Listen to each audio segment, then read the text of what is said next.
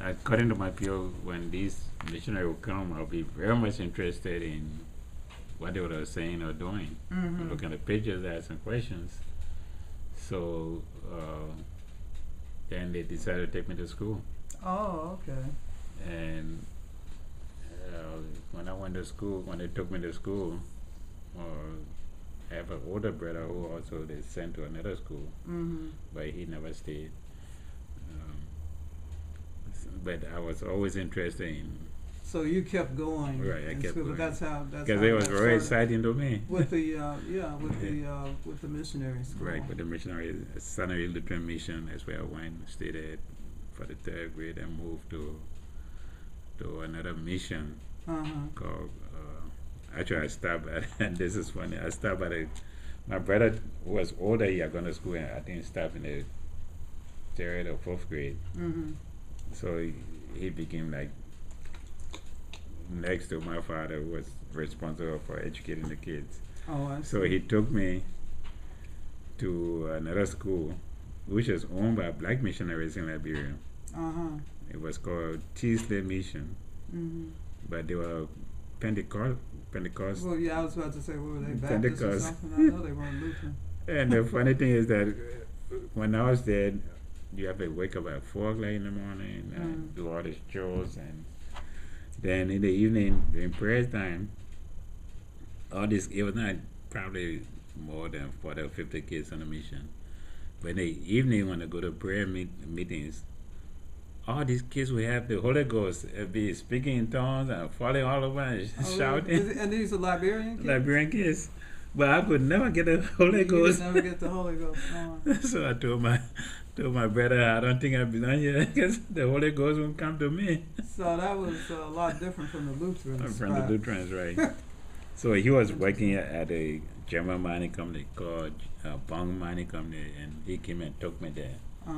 But then he sent me to another Lutheran mission called Polopele, or the House of Bread. Mm-hmm. And I stayed there for 2 years. Then after they built the school for the mining company, that's where I went Mm-hmm. until I graduated and I moved to the city. Mm-hmm. A friend of his lived, or he knew this police officer who was from a region not far from where we are from.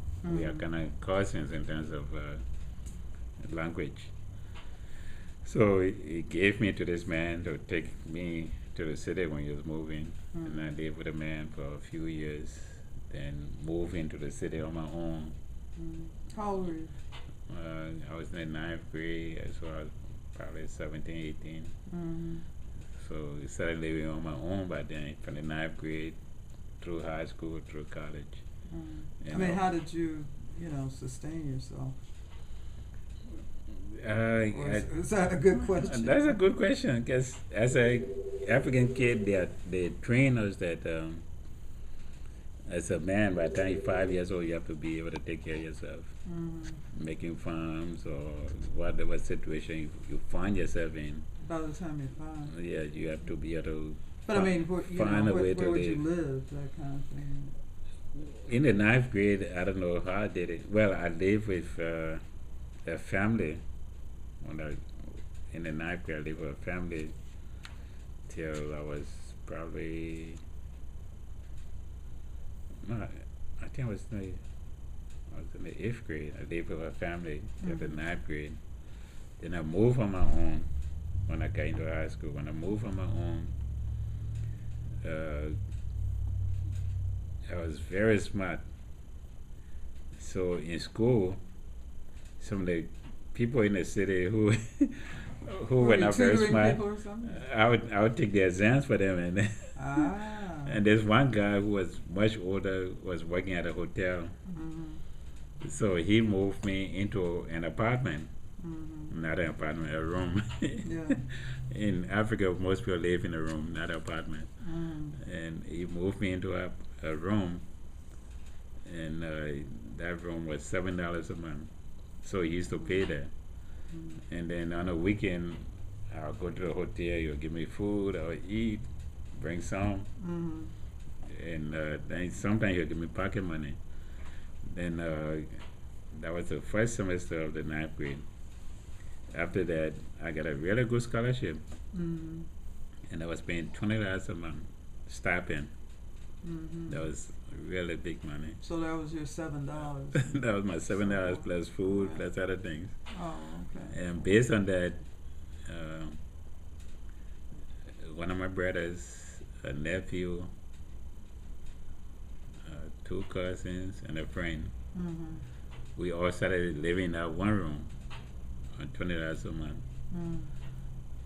But we didn't take it to be hardship, because Mhm. Oh yeah, because you were we had a purpose. We were in school, right, exactly. and if I look back on it and explain to Americans, they say, "Oh, you are suffering," but we didn't look at it that way. In fact, we didn't I feel understand. hunger. Right. We ate maybe once a day, Mm-hmm. and most time it was just rice. Mm-hmm. Go buy the rice, put some salt on it, a spoon of margarine butter, Mm-hmm. and we were lucky we had extra money. We add some vegetables to it, like okra and stuff. Mm-hmm. And if we had the money to add a can of sardine, oh, that's really good meal. Mm-hmm. But And that's how it was. that's how it was. That's how we lived. Mm-hmm. And then once I got to college, first semester I didn't have a scholarship, so I still lived there. The first semester, second semester, I got a scholarship, live on the dorm. Mm-hmm. Then I was eating 3 meals a day. So how did you because when you came here you were coming to To Northwestern. graduate school, right? Oh, okay. So how did you I guess get to Northwestern? I mean, you just applied Well, and you were Yeah. still going for transportation studies. right. Or you met Dee in Liberia? No, I And met she was her at here. She Oh, was- you met her here. Right. Okay. In college, I after the first semester of college, I got a scholarship, and that was really good. Then I got involved in student politics, and Mhm. we published a paper called The Voice, and That they, sounds familiar. they took my scholarship away. Oh my. Two of my colleagues went to jail. Oh. I ran away, went to the village. Mhm. When I came back, I didn't have a scholarship. I didn't have anywhere to live. Mhm. And luckily for me, I met a Nigerian who was into something called Rosicrucian. Mhm. It's an old Egyptian kind of thing. Mhm. And he kept on asking me all these strange questions. So I said, "Why are you asking me?" He said, "Because I want to be a roommate." Mhm. And I say, "But why you want to be my roommate?" He say, "Because you have so much power. Not only that, but you are my key to graduation. I've been here 5 years, and there's this one course I'm not able to pass. And you'll help me pass that course." Mhm. So at that point, I was leaving the dorm. I said, "Look, I don't know if I'm coming back to college, because I don't have my scholarship." Mhm. And this is again one of the strange things in my life. So he said, "No, don't worry about it. You go to sleep tonight, light 7 candles, and invoke the spirit of your dean, and tell him that you need scholarship." The spirit of who? Of my dean, the college dean, Oh, the dean. the Oh, dean of the okay. college. I'm listening closely to see Yeah, what I need. I hope you'll be able to understand on the thing. So this guy's name was Romeo Horton. He said, invoke him to the point where you are talking to him as though you are talking to him in person, Right. and ask him for the scholarship, and you have to convince him, and he has to say yes. If that happens, get up in the morning, take your bath and stuff, dress and go see him, and he'll give you a scholarship. Mhm. So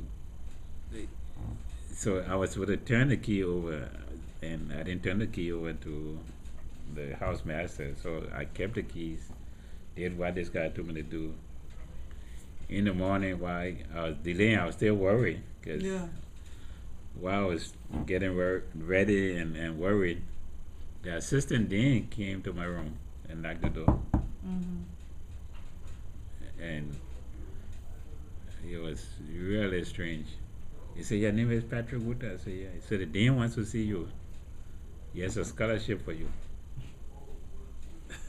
And it was the best scholarship in the university, paying all the expenses plus $50 a month for expenses. Wow. So being there, I was kind of smart and active in student life, and I guess personable. I talked like one time the president came to my room and we sat and talked for like 2 or 3 hours The president of the school. of the university. Can't think of his name. It will come to me.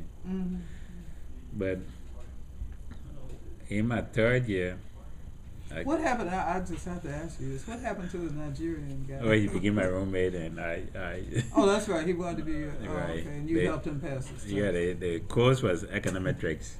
People in Yeah. business school had to take this. Basically, it's business statistics. Right. Exactly. And Quantitative. several people couldn't pass this course. So, final exam, I made 2 exams and just passed on 1 copy. And some people have been there for 5 years, 6 years. Well, I remember when I was in school, I forgot what people were majoring in, but when statistics was the requirement, a lot of people just couldn't get through statistics. I mean, it seems like you can either do it or not do it.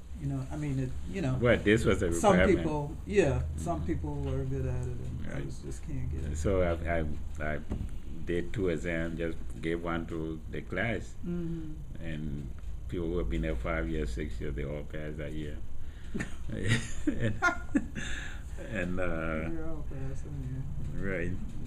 But I got a part-time job when I was in the 3rd year. Again, this was interesting. I think they said I had the highest score in the university for the 3rd year, even though I was very active. Well, that's why the president came to see you. Right. And You were outstanding. and there was a group of black people Mm.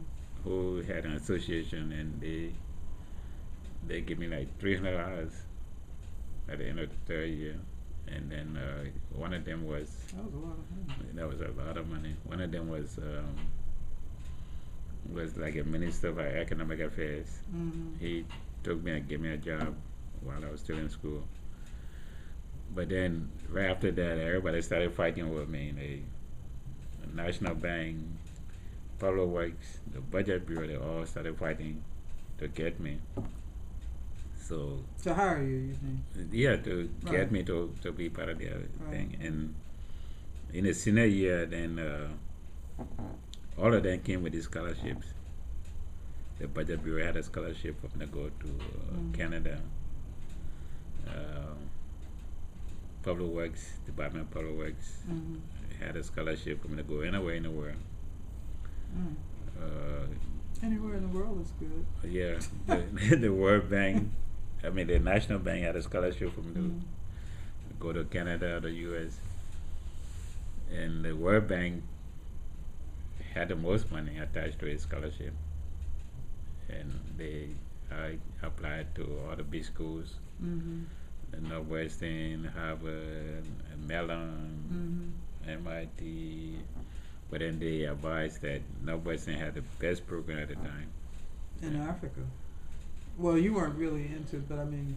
For transportation. Oh, okay. They had the strongest transportation department at the time. But by the time I got here, most of the teachers had left and gone to Yale and other places. Oh, okay.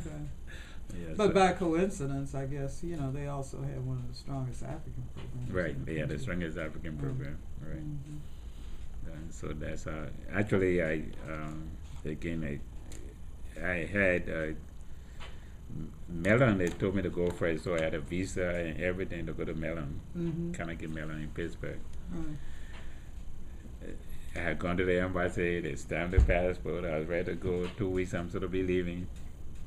Then all of a sudden they came and said, "Oh no, Northwestern is the best school." So I had to go back to the embassy to get I think they call it J1 or the student visa. And when whoever the visa officer was, when he saw that I was trying to switch and not going to Mellon, he screamed and said, "What's wrong for you?